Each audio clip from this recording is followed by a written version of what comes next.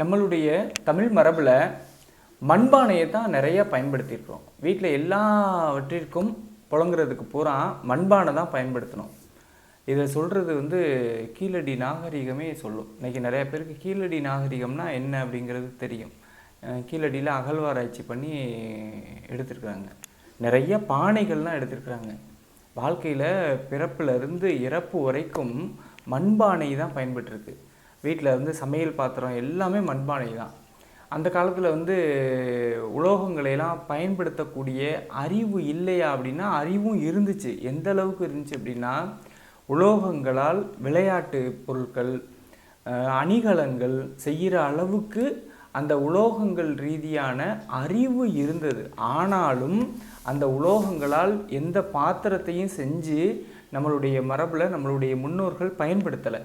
மண்பானையை மட்டும்தான் பயன்படுத்துகிறாங்க. இந்த மண்பானையை பயன்படுத்துறதுனால நம்மளுடைய ஆரோக்கியம் மேம்படும். மருத்துவ பிரச்சனைகள்லேருந்து நாம் மீண்டு வர முடியும். மண்பானை தண்ணி, நிறைய நண்பர்கள் எந்த தண்ணியை குடிக்கிறது அப்படின்னு கேட்பாங்க. எந்த தண்ணியை குடிக்கிறது? மண்பானை தண்ணி தான். மண்பானை தண்ணினா எந்த தண்ணியை மண்பானையில் ஊற்றுறது? எந்த தண்ணியாக இருந்தாலும் சரி தான். மண்பானையில் ஊற்றி வச்சுட்டீங்க அப்படின்னா, மண்பானையில் ஒரு 8 மணி நேரம் இருந்துருச்சு அப்படின்னா அந்த தண்ணி குடிக்கிறதுக்கு தகுதியான தண்ணியாக மாறிடும். அது கேன் வாட்டராக இருக்கலாம், கார்ப்பரேஷன் தண்ணியாக இருக்கலாம், நிலத்தடி நீராக இருக்கலாம். எந்த தண்ணியாக இருந்தாலும் மண்பானையில் ஊற்றி 8 மணி நேரம் இருந்துச்சுன்னா போதும், இயற்கை முறையில் சுத்திகரிக்கப்பட்டுரும். இன்னும் அப்படின்னா மண்பானையில் தண்ணி ஊற்றி மூடி வச்சிட்டோம் அப்படின்னா மண்பானையை சுற்றி பூரா அப்படியே முத்து முத்தாக தண்ணி நிற்கிறத நீங்கள் பார்க்கலாம். ஏன்னா மண்பானையில் ஊற்றி வச்சிட்டோம் அப்படின்னா அந்த தண்ணி குளுமையாயிரும். இந்த காற்றோடு தொடர்பு பட்டுரும். அந்த தண்ணிக்கும் இந்த வெளியில் இருக்கக்கூடிய காற்றுக்கும் தொடர்பு இருக்கும். மற்ற மெட்டல் பாத்திரத்தில் பார்த்தீங்கன்னா அந்த தொடர்பு இருக்காது. தொடர்பு அறுந்து போயிடும். இந்த மேலேருந்து அதை மூடி கூட மண்ணில் ஏன் மூடுறோம் அப்படின்னா, மேலே மெட்டலில் வச்சு மூடணும் அப்படின்னா, உலோகத்தை வச்சு மூடணும் அப்படின்னா அந்த மேல் நோக்கிய சுத்திகரிப்பு நிகழாது. அதனால தான் மேல் நோக்கிய சுத்திகரிப்பும் நிகழ்கிறதுக்காக மண் மூடியை வச்சு நம்ம அந்த பாத்திரத்தை மூடி வச்சுருக்கிறோம். இப்படி மண்பானையில் நம்ம தண்ணியை ஊற்றி வச்சு குடிக்கணும். இன்னமும் மண்பானையே தண்ணியே சுத்திகரிக்கும். இதை தாண்டி ஒரு சுத்திகரிப்பு பொருளாக தேத்தாங்கொட்டையை பயன்படுத்தினாங்க. இந்த தேத்தாங்கொட்டையை எடுத்து மண்பானையினுடைய அடிப்பகுதியில் இப்படியே உரசுவாங்க. இப்படி கரகரன்னு கொஞ்சம் நேரம் உரசிட்டு அப்படியே அந்த தேத்தாங்கொட்டையை போட்டு தண்ணி ஊற்றி வச்சுருவாங்க. தண்ணி ஊற்றி வச்சிட்டோம் அப்படின்னா அதனுடைய அந்த தண்ணியினுடைய தேவையில்லாத விஷயங்கள் பூரா அடியில் போயிடும். நம்ம தண்ணியை மொந்து குடிச்சிக்கலாம். அந்த அடியில் இருக்க தண்ணி மட்டும் கொஞ்சம் அடியில் இருக்க தண்ணி மட்டும் நம்ம குடிக்க பயன்படுத்தாமல் இருந்தோம்னா போதும். ஆனால் தேத்தாங்கொட்டையை பயன்படுத்தாமல் நம்ம மண்பானையே பயன்படுத்துகிறோம் அப்படின்னா மண்பானையில் கீழேயும் சுத்திகரிக்கப்படுது தண்ணி. அதனால் நம்ம மண்பானை தண்ணியை நம்ம குடிக்க பயன்படுத்தலாம். இன்னும் மண்பானையை பயன்படுத்தி நன்னீரை உருவாக்கி குடிக்கிற பழக்கம் இருந்தது. நன்னீர் விருந்து படைக்கக்கூடிய ஒரு பழக்கம் நம்மகிட்ட இருந்தது. நீங்கள் விருந்து அப்படின்னா நம்ம திடப்பொருளாகிய இந்த உணவுகளை தான் சமைச்சு சாப்பாடு போடுறது தான் விருந்து அப்படின்னு நம்ம நினச்சிக்கிட்டு இருக்கோம். இதை தாண்டி நன்னீர் விருந்து படைக்கிறது அப்படின்னு நம்மள்கிட்ட ஒரு பழக்கம் இருந்தது. நன்னீர் விருந்துனா என்ன? விதவிதமாக தண்ணீரை சுவை ஏற்றி அந்த சுவையை விருந்தினரை உணர வைக்கிறது. இப்போ உதாரணத்துக்கு இந்த மண்பானை தண்ணியில் அதிமதுர கட்டை இருக்கு இல்லையா, அந்த அதிமதுர கட்டைகளை போட்டு வச்சிட்டோம் அப்படின்னா அந்த அதிமதுரத்தினுடைய சுவை தண்ணீர் கிடைக்கும்.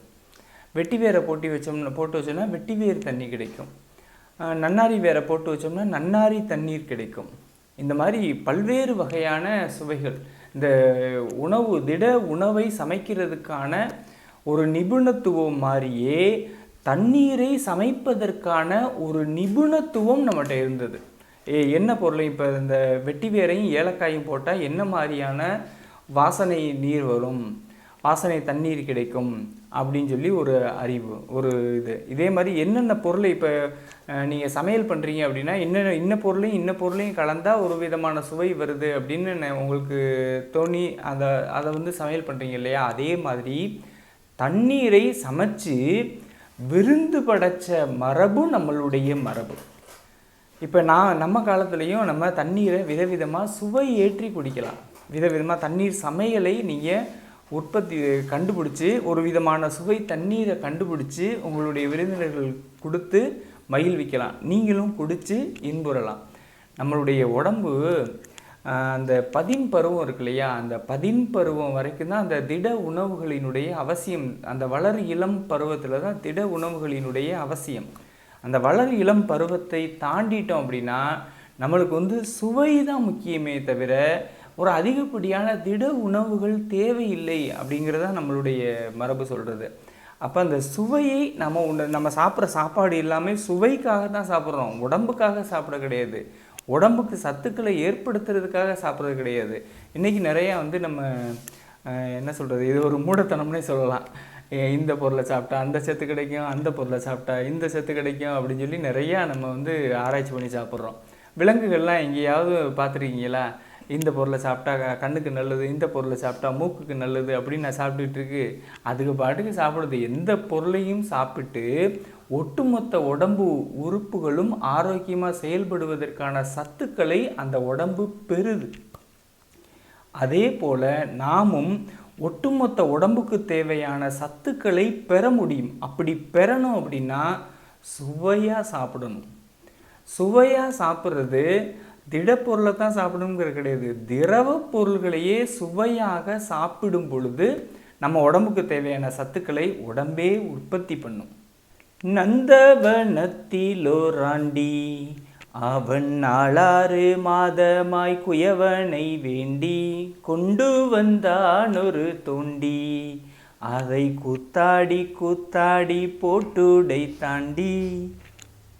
இந்த பாட்டு நீங்கள் கேள்விப்பட்டிருப்பீங்க. நந்தவனத்திலோராண்டி அவன் 4 மாதமாய் குயவனை வேண்டி கொண்டு வந்தான் ஒரு தோண்டி, அதை கூத்தாடி கூத்தாடி போட்டுடை தாண்டி. இன்னைக்கு நிறைய பேர் நம்ம போட்டு உடச்சிக்கிட்டு தான் இருக்கிறோம். இந்த உடம்பு மண்பானை மாதிரி தான். நந்தவனத்தில் ஒரு ஆண்டி, நம்ம தான் அந்த ஆண்டி, நம்மளுடைய ஆன்மா. அவன் இந்த பிரபஞ்சத்தில் ஆன்மா 4 மாதமாய், 4 அப்படின்னா 10, 4 மாதமாய் குயவனை வேண்டி கொண்டு வந்தான் ஒரு தோண்டி. அதுதான் இந்த பானை, இந்த உடம்புங்கிற பானை. அதை கூத்தாடி கூத்தாடி போட்டுடை தாண்டி. இந்த கூத்தாடுறது அப்படின்னா இந்த போகங்களை வரமுறை இல்லாமல் அனுபவிக்கிறது, நெறி இல்லாமல் அனுபவிக்கிறது. நம்ம இன்பம், இந்த உலகில் இன்பம்லாம் இருக்கு இல்லையா, இந்த உலகில் இன்பங்களையெல்லாம் நெறி இல்லாமல் அனுபவித்து இந்த உடம்பை போட்டு உடச்சி போடுறோம். அந்த உடம்புங்கிற பானையை போட்டு உடச்சி போடுறோம்.